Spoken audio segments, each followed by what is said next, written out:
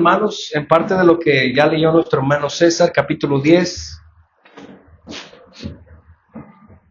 Juan capítulo 10, y nos quedamos en el versículo 14 la semana pasada y vamos a terminar hasta el 21, hasta el versículo 21. El Señor Jesús está hablando y dice: yo soy el buen pastor, versículo 14, y conozco mis ovejas y ellas me conocen.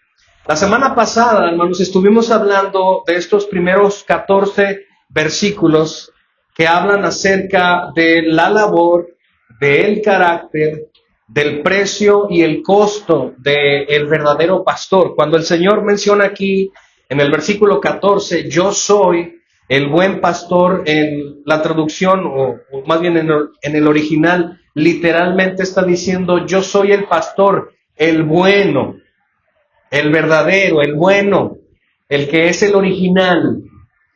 Porque después él había mencionado que todos los demás que habían venido proclamando ser los líderes y los pastores de Israel eran personas que habían ultrajado a Israel, que eran mentirosos, que eran ladrones.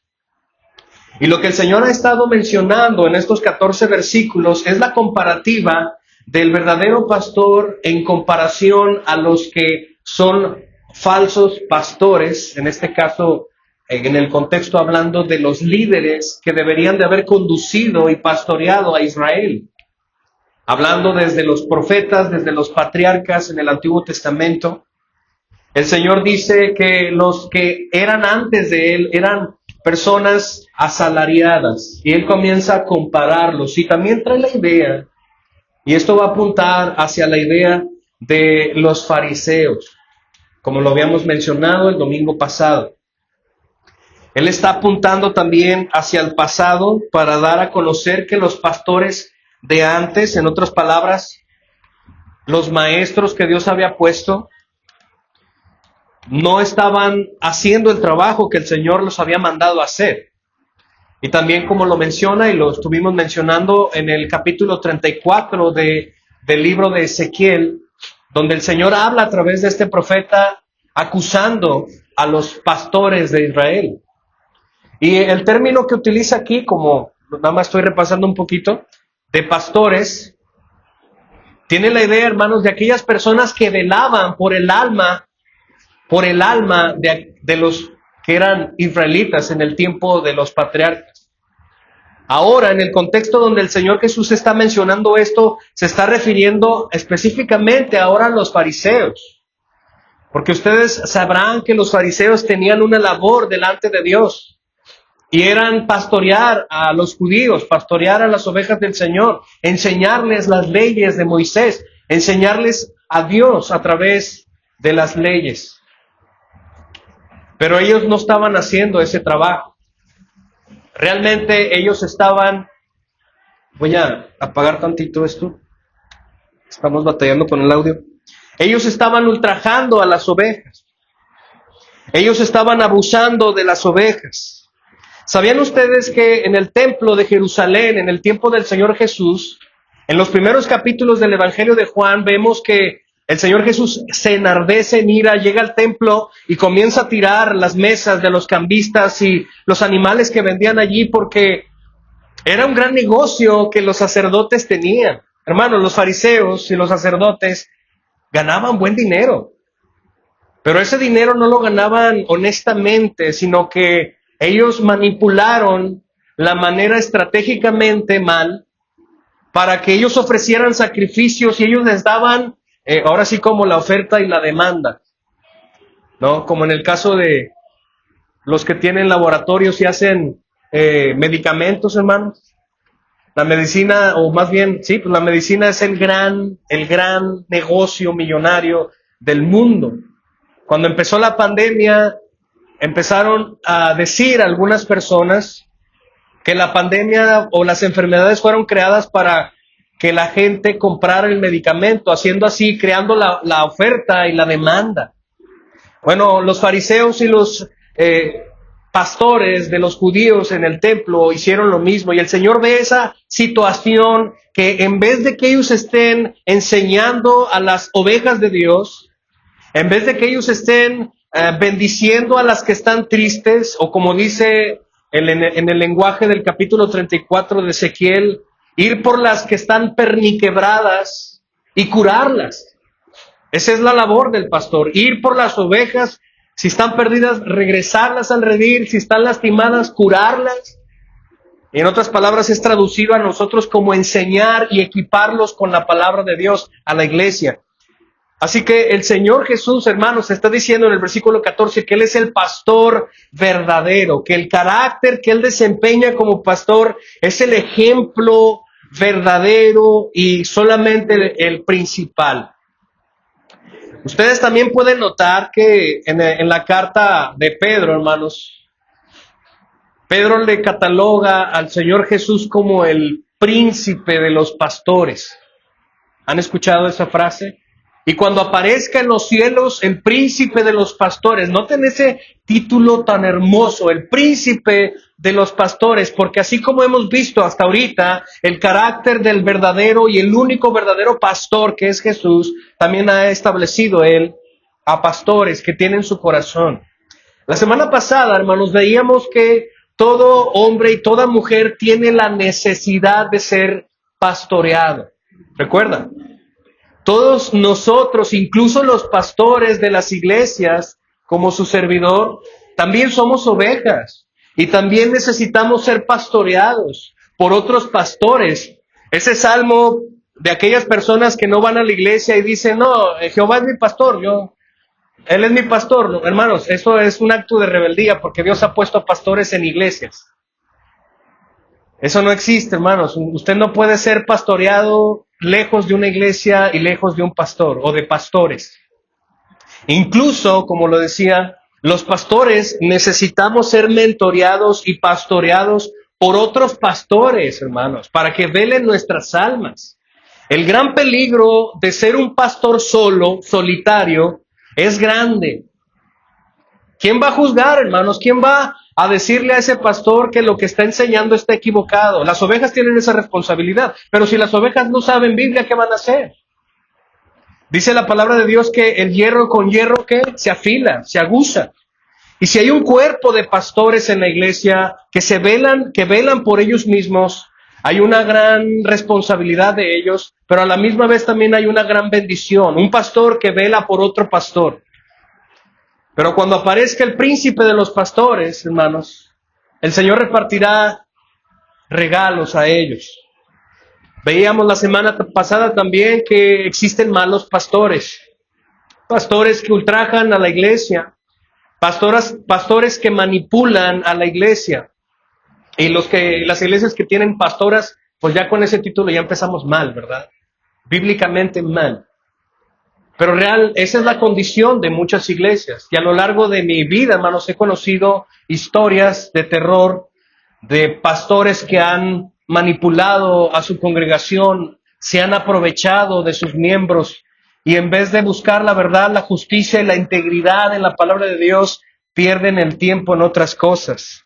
Pero el Señor está aquí, hermanos, clamando de sí mismo, versículo 14, que Él es el pastor de verdad, que Él es el pastor verdadero. Yo soy el buen pastor. Noten la declaración yo soy, ego eimi, que es la declaración yo soy, lo mismo que le dijo a Moisés en la zarza, yo soy quien te envía. Y el Señor Jesús dice yo soy el buen pastor. Y noten esto, noten el verbo que utiliza aquí, y conozco, ginosco en griego, mis ovejas y ellas me conocen a mí. Este verbo que el Señor usa aquí en el versículo 14 de conocer, no solamente, como lo mencionaba el domingo pasado, es un verbo de decir, bueno, yo lo conozco de vista, yo tengo un compañero en el trabajo y lo conozco, ¿sí? No está hablando de conocer de vista. Literalmente este verbo se utiliza en los verbos antiguos cuando un esposo y una esposa se conocían. Y para los que entienden esa figura, el verbo conocer en el Antiguo Testamento no era de hola, ¿cómo estás?, sino empleaba una intimidad sexual. ¿En qué lugar hay más intimidad entre un hombre y una mujer, hermano? No es en una conversación solamente. Para los que somos esposos, hermanos, el acto de más íntimo que podemos tener es en la intimidad del hogar, de nuestra alcoba. Y el Señor utiliza este verbo no para mencionar el acto sexual, pero sí para mencionar el peso de la intimidad con la cual Dios conoce a sus ovejas. Hermano, Dios conoce, si realmente tú eres su oveja y has sido salvado, Dios te conoce mejor que tú, a ti mismo. Yo conozco mis ovejas y ellas me conocen a mí. Las ovejas, hermanos, también conocen a su Señor. Versículo 15. Al igual que el Padre me conoce y conozco al Padre y doy mi vida por las ovejas. Él ejemplifica, hermanos, en el versículo 15, trae este ejemplo de lo que él está diciendo de conocer verdaderamente. Así como el Padre conoce a su Hijo, así como el Señor nuestro Dios conoce a Jesús, así Él conoce a sus ovejas. Hermanos, ¿ustedes creen que el Padre conoce al Hijo? Hermanos, ellos han coexistido por siempre. Ellos no tuvieron un inicio ni un final. Nuestro Dios Trino, la Trinidad, ha coexistido siempre, desde la eternidad pasada. Y ellos comparten el mismo conocimiento de todas las cosas, porque son Dios. No son tres dioses, es un mismo Dios que se revela en tres personas. Explícame eso, ¿quién sabe? No sabemos mucho de eso, pero la realidad es que ellos se conocen, hermanos. Se conocen perfectamente. Y la manera que está ejemplificando aquí en el versículo 15 es lo mismo. Jesús conoce de la A a la Z a sus ovejas. Versículo 16. Esto es maravilloso. Tengo otras ovejas que no son de este redil. Esto expresa, hermanos, el ministerio del Espíritu Santo y la misión que el Hijo comenzó, porque el Señor sabe el contexto de los judíos. Si ustedes recuerdan, hermanos, la forma de pensar de un judío es exclusivista. Ellos pensaban que solamente los judíos tendrían la salvación de Yahweh, que solamente Jehová vendría a salvar a los judíos, que nadie que no perteneciera al pueblo de los judíos iba a encontrar salvación. Y de hecho, hermanos, usted puede notar, y ya lo hemos estado viendo en el capítulo 4, cuando Jesús tiene un encuentro con la mujer samaritana. Sabemos que en ese contexto los judíos y los samaritanos no tenían una relación buena. De hecho, estaban molestos entre sí, eran enemigos públicos. Pero no solamente los judíos contra los samaritanos se creían mejores, sino que los judíos se creían mejores y más importantes y dignos de salvación que cualquier otra persona. Usted puede notar en el capítulo 10 del libro de los Hechos que el Señor hace que haya una visión para Pedro, el apóstol, y él ve una canasta que bajan animales, hermanos, que no son limpios ante el contexto de la cultura judía. Usted sabe que los judíos no comen puerco, no comen serpientes, no comen cosas de animales sucios, hermanos. Nosotros no embonaríamos en la cultura judía, hermanos. Cada domingo comimos carnitas San Pancho. De hecho, ayer comí carnitas. ¿Y qué es lo que hace el Señor, hermanos? Dios le revela esta visión a Pedro y el Señor le dice, mata y come. Y Pedro dice, no, Señor, yo jamás he comido algo inmundo. Y el Señor le dice a Pedro, no llames inmundo lo que yo he limpiado. Esto estaba taladrando el corazón de Pedro como judío, hermanos, porque lo que iba a pasar delante en el capítulo 10 de Hechos es que el Señor estaba mandando a personas para buscar a Pedro para que él fuera a predicarles el evangelio a un lugar de gentiles. Y cuando llega el apóstol Pedro, hermanos, con el soldado romano, porque el Señor le dice, el Espíritu Santo le dice a Pedro, hay hombres allá abajo del lugar donde estás y te van a pedir que vayas con ellos, no te niegues a ir, ve con ellos. Y Pedro se resistía. Cuando llega a la casa les dice, bueno, ustedes saben que yo soy judío y que yo no puedo entrar con ustedes a convivir porque ustedes son gentiles, ustedes son la chusma, nosotros no tenemos convivencia, nosotros los judíos somos mejores. Hermanos, lo que el Señor Jesús está mencionando aquí en el versículo 16 es revolucionario para la mentalidad judía. Bueno, a regañadientes el apóstol Pedro entra al lugar donde están los gentiles. Este soldado ya había traído a sus parientes, a sus hermanos, posiblemente a sus padres, a sus hijos, y había mucha gente allí. ¿Y qué sucedió? Comenzó a predicar el evangelio de Jesucristo, ¿y qué? Cayó el Espíritu Santo para salvarlos a todos y comenzaron a hablar en idiomas distintos. Y Pedro se quedó maravillado porque la salvación no solamente era para los judíos. Después, en el capítulo 11 de Hechos, Pedro va a Jerusalén para contarle a los demás apóstoles y pastores lo que había sucedido con estas personas. Y ellos se maravillan y de hecho dicen, ahora vemos y entendemos que Dios no hace acepción de personas. Cuando el Señor Jesús en el versículo 16 menciona esto, hermanos, para nosotros que no somos judíos, que somos gentiles, tú y yo somos gentiles, se ha derramado gracia sobre gracia para nosotros. Hermanos, ¿qué pasaría si solamente la forma de ver la vida como los judíos, de que la salvación era para ellos solamente y exclusivamente para ellos? ¿Qué hubiera pasado si fuera realidad, hermanos? Tú y yo estaríamos bajo la ira de Dios todavía. ¿No es así? Los que hemos sido salvados, si solamente el Señor vino a salvar judíos, hermanos, todo el mundo estaría perdido. Pero aquí vemos el carácter del amor del verdadero pastor que no hace acepción de personas. Hermanos, dice, yo tengo otras ovejas. Y él literalmente se está refiriendo a los gentiles, a los samaritanos, a los que pertenecen a otras culturas, que tienen otro tipo de color de piel, que hablan otros idiomas, y que no solamente fue local y temporal, sino que atravesó todo el tiempo. Hermanos, ya pasaron más de 2000 años y el Señor sigue añadiendo ovejas a su redil.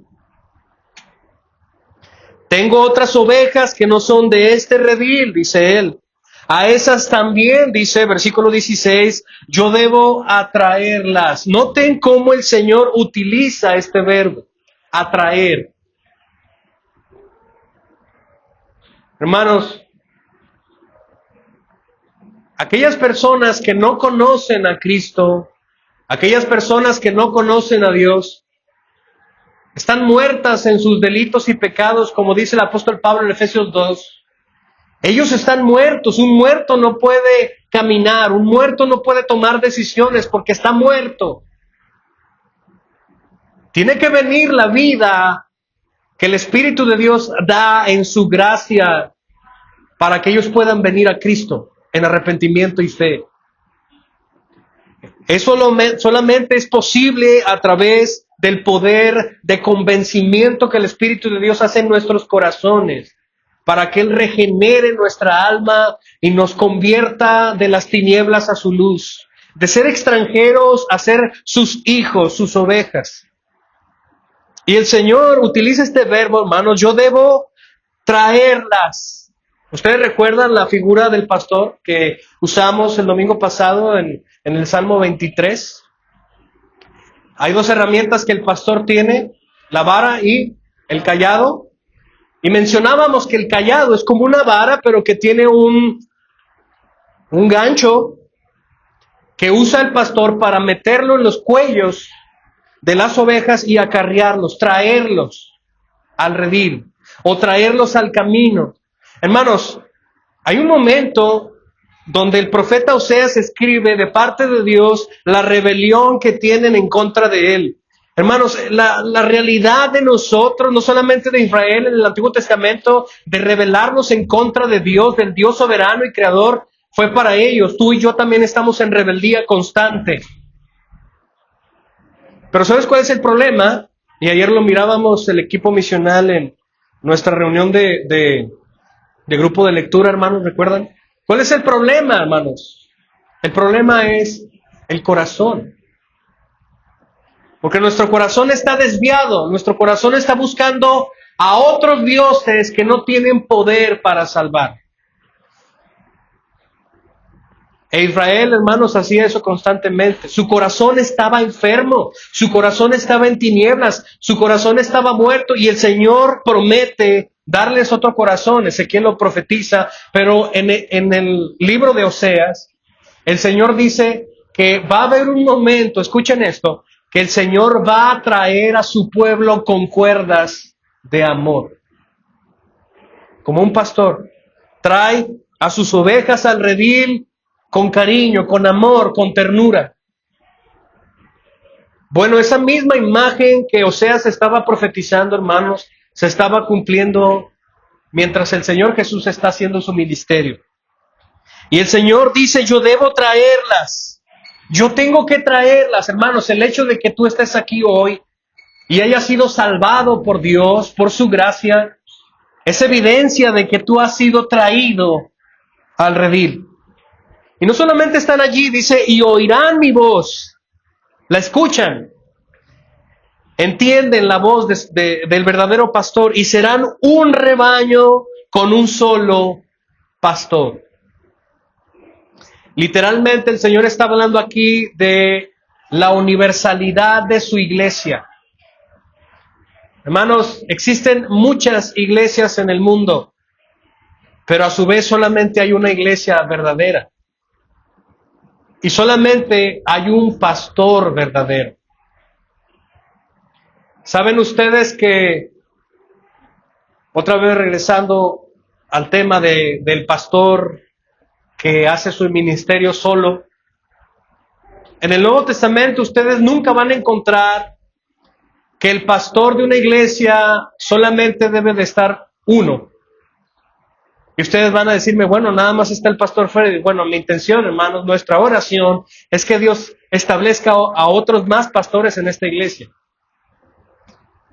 Porque la intención, hermanos, del Señor es que la iglesia no puede ser gobernada por un solo pastor, porque un solo pastor no tiene todos los dones que Dios da. Necesita otros pastores que le ayuden.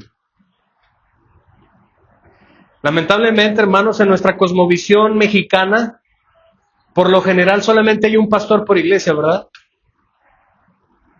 Bueno, en el Nuevo Testamento vemos que no, que hay muchos pastores en una iglesia. Le dice el Señor a Tito, dice, por esto te dejé en Creta para que corrigieses lo deficiente y establecieses pastores, noten ahí, plural, en cada iglesia.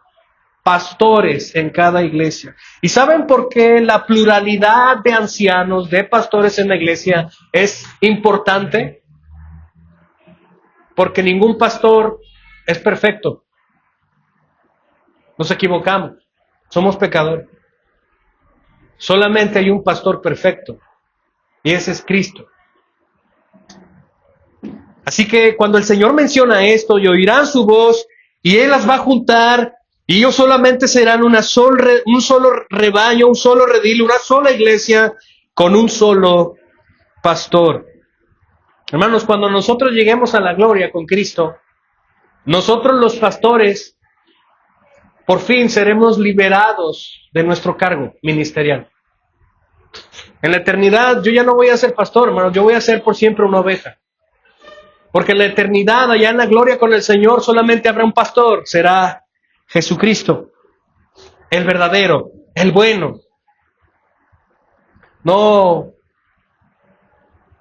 copias como uno. Versículo 17. Por esa causa,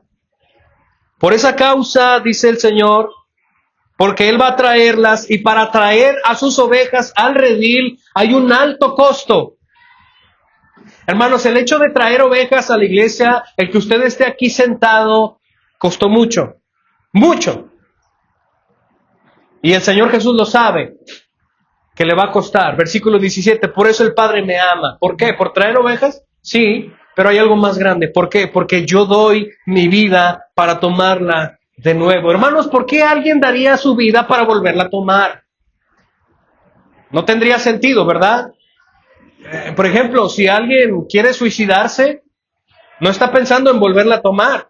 Él quiere salir de este plano. ¿Por qué alguien tendría ese deseo, esa iniciativa de entregar su vida para volverla a tomar? Hermanos, está hablando de salvación aquí. Está hablando de sustitución. Está hablando del pago del precio para librarnos de la ira de Dios y trasladarnos de ser ovejas inmundas en la oscuridad a trasladarnos al redil, donde está el verdadero pastor, nuestro hermoso Jesús. Por eso es que me ama el Padre, porque yo estoy trayendo las ovejas y para traer esas ovejas se necesita un precio que pagar. ¿Qué? Mi vida.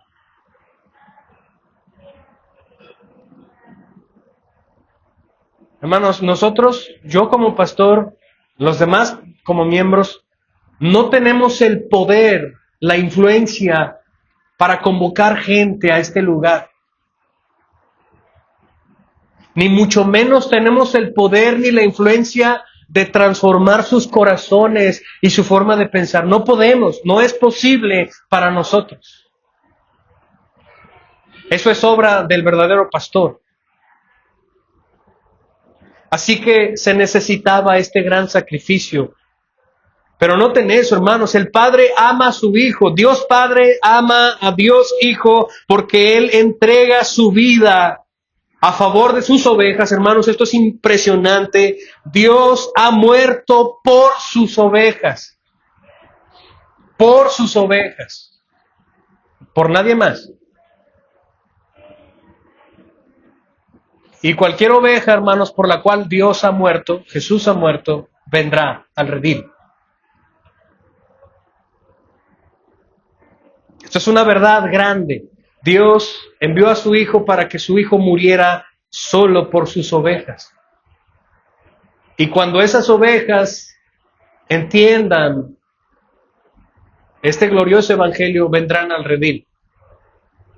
Anteriormente, el Señor Jesús había dicho que el Padre le había dado ovejas a Él.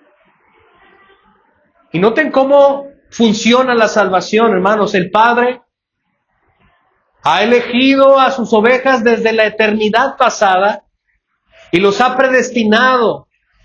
Y para que fuese posible ese rescate, el Hijo tuvo que pagar el precio. Para que el Espíritu Santo pudiera salvar y hacerlos santos para Él. Noten ahí la Trinidad. Padre eligiendo en la eternidad pasada, el Hijo haciendo posible que ellos vinieran, ya son elegidos, ahora vienen por causa de Cristo, y el Espíritu Santo santificándonos hasta el final, hasta llevarnos a la gloria.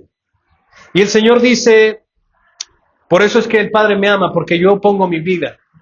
Hermanos, nuestro Dios es un Dios sacrificial. Si usted se pone a investigar las religiones del mundo, usted nunca va a encontrar a un Dios como este. Todos los dioses, hermanos, que no son verdad y que ni existen, pero la forma de pensar del ser humano es que yo tengo que darle algo a esta deidad para conseguir algo. ¿Recuerdan cuando están en el Monte Carmelo?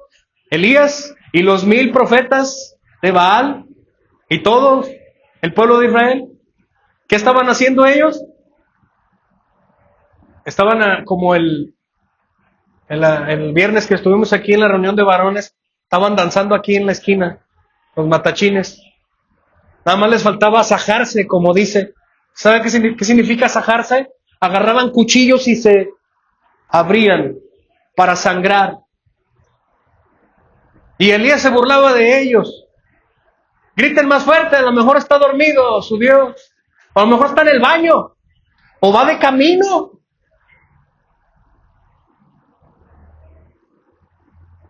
El ser humano crea muchos dioses. Es una fábrica de ídolos. Pero solamente hay un verdadero Dios que envió a su Hijo. Y ese Hijo se sacrificó.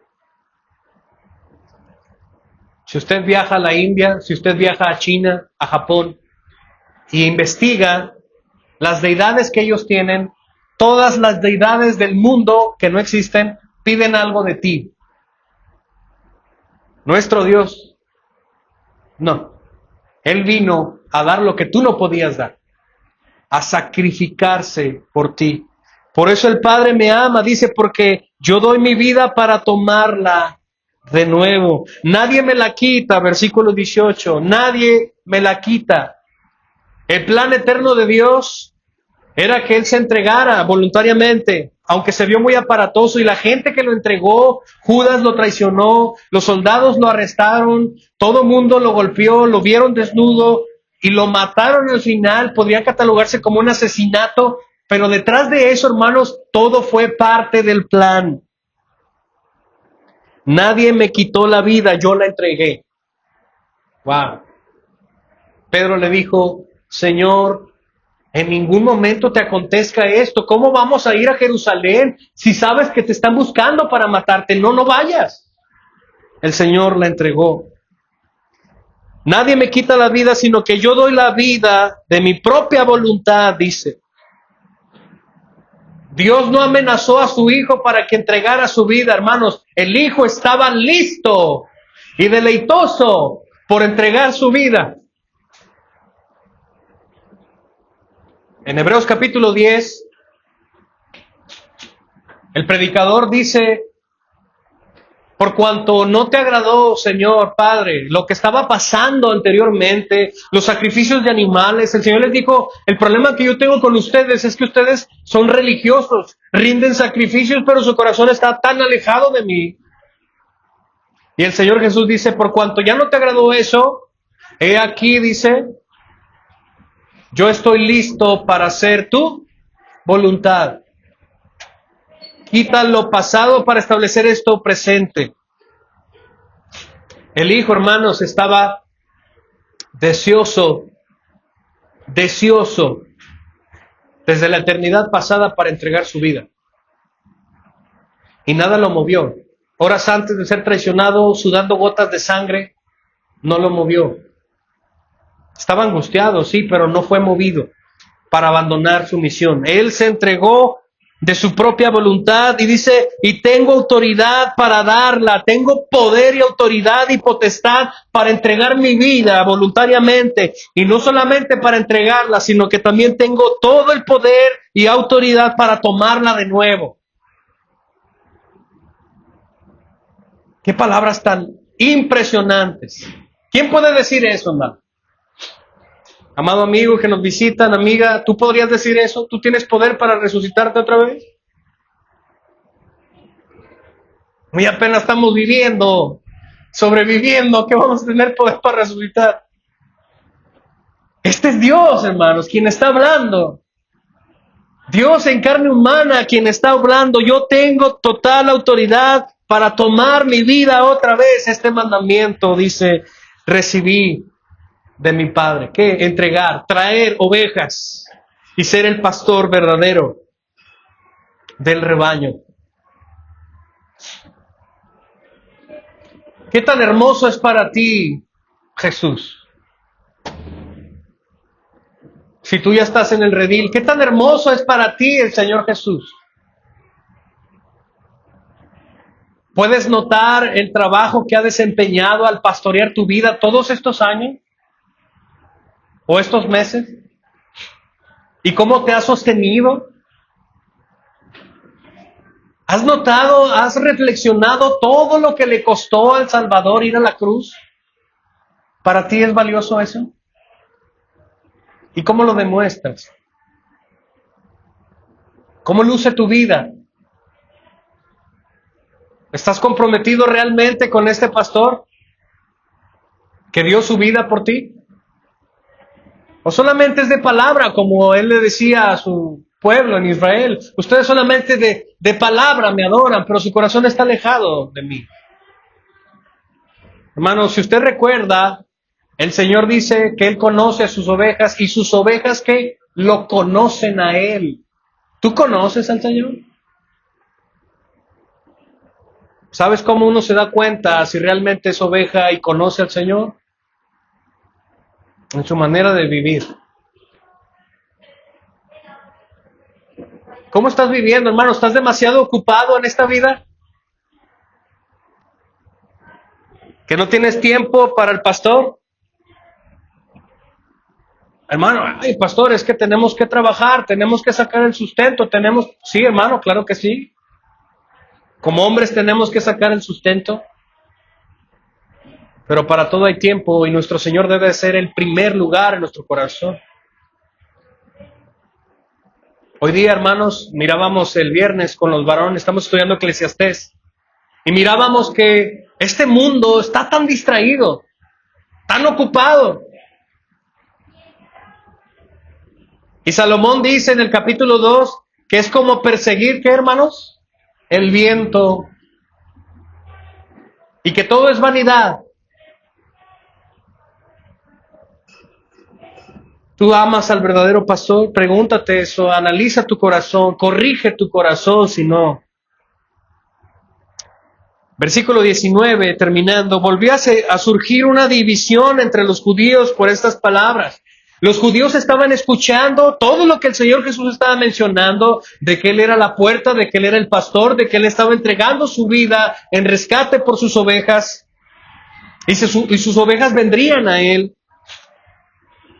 Y comenzó una gran división. Esta no es la primera vez, hermanos, que los judíos vuelven. De hecho, Juan en el versículo 19 inicia diciendo esto. Volvió otra vez a surgir una división entre los judíos. Porque unos estaban en contra, confundidos y molestos con lo que Jesús estaba enseñando y diciendo. No era la primera vez, hermanos. O amabas al Señor Jesús por lo que decía o lo odiabas por lo que decía.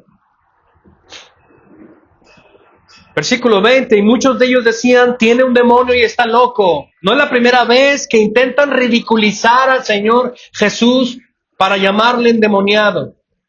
Y quedamos, hermanos, que estas personas anteriormente le habían dicho, está endemoniado y es un samaritano. Ahora le están diciendo, está endemoniado y está loco. Están tratando de hacer que las palabras de Jesús no tengan peso ni relevancia. Pero hermanos, entre ese grupo, las mismas palabras del Señor Jesús se defienden por sí solas. Muchos de ellos decían, tiene un demonio, está loco. ¿Por qué le hacen caso? ¿Por qué escuchan a este Jesús? ¿Que no ven que está loco? Y otros decían, no Jesús, otros decían, estas no son palabras de un endemoniado. Oigan, escuchen bien, sean reflexivos, sean sabios. Sean entendidos, lo que Él está diciendo no es una locura. Y al final, hermanos, con esta gran pregunta, sellan la conversación. Este otro grupo que estaba a favor de Jesús, sella la conversación con esta pregunta. Y esta pregunta es, ¿puede acaso un endemoniado abrir los ojos de los ciegos?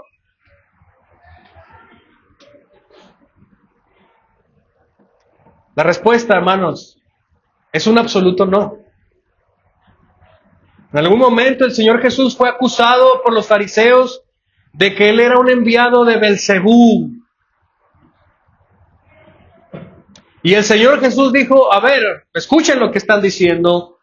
¿Puede acaso sostenerse una casa si todos están peleados? ¿Puede progresar el reino de las tinieblas si los demonios se pelean entre sí? O pongámoslo de otra manera, ¿una iglesia puede crecer si los hermanos están peleados? Por supuesto que no, dice el Señor. Él estaba diciendo, yo no pertenezco al reino de las tinieblas. Yo estoy en contra de eso. Y ellos preguntan al final, ¿puede acaso este Jesús que dicen que ustedes están endemoniados abrir los ojos de los ciegos? No. Hermanos, el Evangelio de Juan ha sido escrito para dar testimonio de que Jesús era el Cristo, el Mesías, el Hijo de Dios, Dios en carne humana. Y está cumpliendo su objetivo, porque Juan nos está dejando ver que las personas comienzan a creer en Él. No todos, algunos. Si ustedes recuerdan, en el capítulo 5 había más de 5,000 personas que fueron a pedir ¿qué? Pan. Y cuando el Señor Jesús resucita, solamente había como 150 personas. Un puñado. ¿Cuántos estamos aquí, hermanos? ¿Y cuántos de nosotros somos realmente ovejas? Hermanos, estamos delante del verdadero pastor que cuida, que se entregó, que se sacrificó, que vio venir la ira de Dios y Él se entregó para pagar el precio. No corrió, Él dio la cara, entregó todo lo que tenía para sacar a sus ovejas de la ira venidera. ¿Tú lo amas? Yo lo amo. No hay nadie como Él. Y Él va a regresar por sus ovejas. Un día que solamente Él lo sabe, en un abrir y cerrar de ojos, dice, porque se tocará trompeta, dijo el apóstol Pablo, y los muertos en Cristo, ¿qué? Van a resucitar, y todo ojo le verá. El tiempo habrá acabado, hermanos, como lo conocemos. Ven a Él, si tú no tienes a Cristo, si tú no estás en este redil, si tú no has sido salvado, ven a Él en arrepentimiento y fe, hermanos. Cuando alguien se va a graduar de la universidad, de la prepa, de lo que sea, ya sabes tú de antemano si te vas a graduar o no. ¿Sí o no? Porque tú conoces tus calificaciones. ¿Te vas a graduar tú? Tu forma de vivir es suficiente para decirle en el día final al Señor, Señor, yo me porté bien, merezco el cielo. ¿Va a ser suficiente?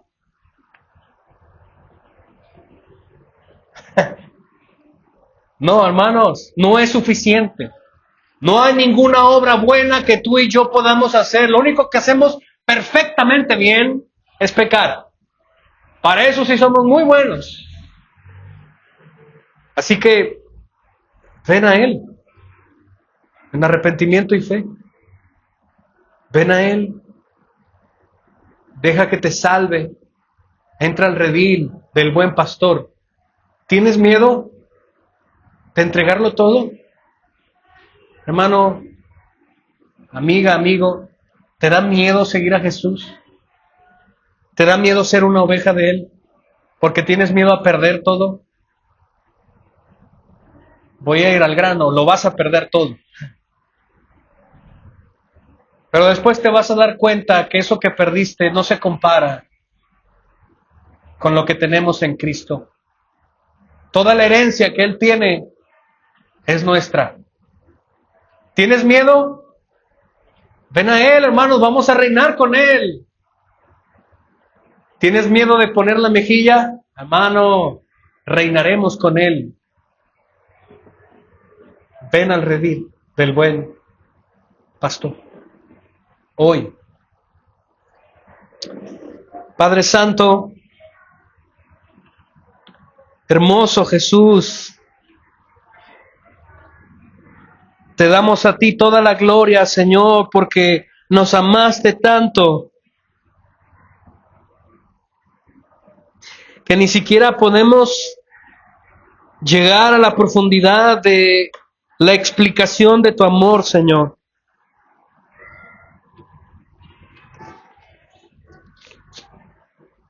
Gracias te damos por tu amor inagotable y por tu gracia inagotable, Señor, que derramas para tus ovejas. Te pedimos, Señor, que los que nos visitan puedan entender el mensaje, Señor, que tú hoy, Señor, das a nuestras vidas. Señor, que todos los que están aquí visitándonos y que no te conocen algunos, puedan entender, Señor, de lo que estamos hablando. Abre sus ojos y sálvalos, Señor. Y para tu iglesia, Señor, que tu Espíritu Santo redarguya nuestros corazones para tomar el lugar que tenemos que tomar, Señor, como ovejas tuyas, viviendo dignamente del llamamiento que tú nos has hecho. Sacrificar lo que tengamos que sacrificar por ti, Señor, sin titubear. Señor, ayúdanos. Haz crecer a tu iglesia, Padre, en madurez, en santidad y en amor. En el nombre precioso de Jesús.